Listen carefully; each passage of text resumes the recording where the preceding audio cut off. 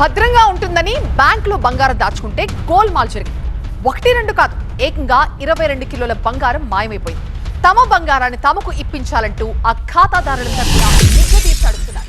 మంచిర్యాల జిల్లా చెన్నూరు ఎస్బీఐ ఎదుట ఖాతాదారులు ఆందోళనకు దిగారు. బ్యాంక్లోని 22 కిలోల బంగారం మాయం కావడంపై తీవ్ర ఆగ్రహాన్ని వ్యక్తం చేస్తున్నారు. తమ బంగారం తమకు ఇప్పించాలంటూ ఖాతాదారులంతా డిమాండ్ చేస్తున్నారు. పురుగుల మందు తాగి ఆత్మహత్య చేసుకుంటామని బెదిరిస్తున్నారు బాధితులు. బ్యాంక్ ఎదుటే బైఠాయించారు ఖాతాదారులంతా కూడా.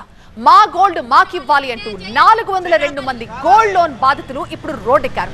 15 కోట్ల విలువైన బంగారాన్ని ఎస్బీఐ బ్రాంచ్ 2లో క్యాషియర్ గా పనిచేస్తున్న రవీందర్ మాయం చేశాడంటూ బ్యాంక్ ని ముట్టడించారు ఖాతాదారులు.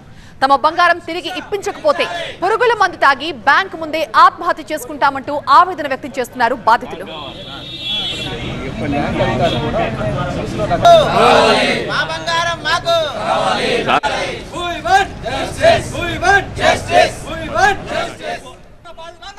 మరోవైపు ఉన్నతాధికారుల నుంచి డైరెక్షన్స్ రావాలని, ఎస్టిమేషన్ పూర్తిగా తెలిసే వరకు ఏమీ చేయలేమంటున్నారు బ్రాంచ్ అధికారులు.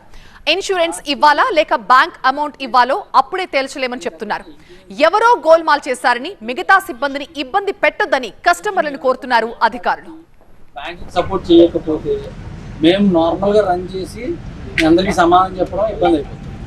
మీరు దయచేసి అందరూ మేము కోరుకునేది ఏంటంటే, చేసిన వాళ్ళు వెళ్ళిపోయిన వాళ్ళ గురించి ఉన్నవాళ్ళు మీకు సపోర్ట్ చేసేవాళ్ళు ఇబ్బంది పెడితే మీరు నష్టపోతారు, మాకు కూడా మీకు న్యాయం చేయాలి.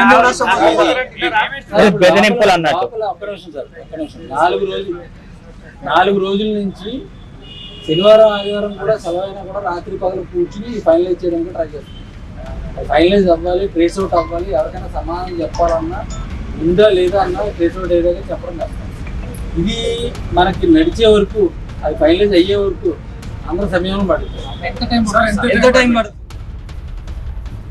ఈ గోల్డ్ గోల్మాల్లో బ్యాంక్ మేనేజర్, ఉన్నతాధికారుల పాత్ర ఉందని ఆరోపిస్తున్నారు కస్టమర్లు. ఎందుకు సరైన హామీ ఇవ్వలేకపోతున్నారంటూ నిలదీస్తున్నారు. సామాన్యులు లోన్ కట్టకపోతే ఇబ్బంది పెట్టే అధికారులు ఇలా చేసినందుకు వారిపైన చర్యలు తీసుకోవాల్సిందే అంటున్నారు. పూర్తిగా నమ్మకం పోయే స్థితి ఇది.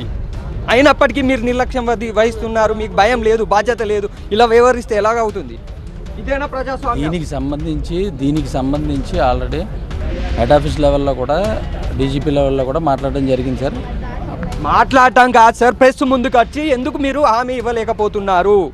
దీని వెనుకాల మీ హస్తపాఠం ఏమన్నా ఉందా? మీ చేతి వాటం ఏమన్నా ఉందా? ఎంతమందికి ఉంది ఇలాగా? ఇప్పుడు అధికారులు వీళ్ళు, బ్రాంచ్ మేనేజర్ దగ్గర జరిగితే పై అధికారులు వీళ్ళే. రీజనల్ మేనేజర్ గారు ఉన్నారు, రీజనల్ మేనేజర్ గారు 2 ఇద్దరు మేనేజర్లు కాబట్టి వీళ్ళే ఉంటారు. వాళ్ళు ఇంకా పై అధికారులు మాకు సమాధానం అక్కడి నుంచి రావాలి అని అంటున్నారు. వాళ్ళు ఎందుకు మా ఇక్కడ బ్రాంచ్కి రావట్లేదు? ఎందుకు హామీ ఇవ్వట్లేదు? మేము అడిగేది అది.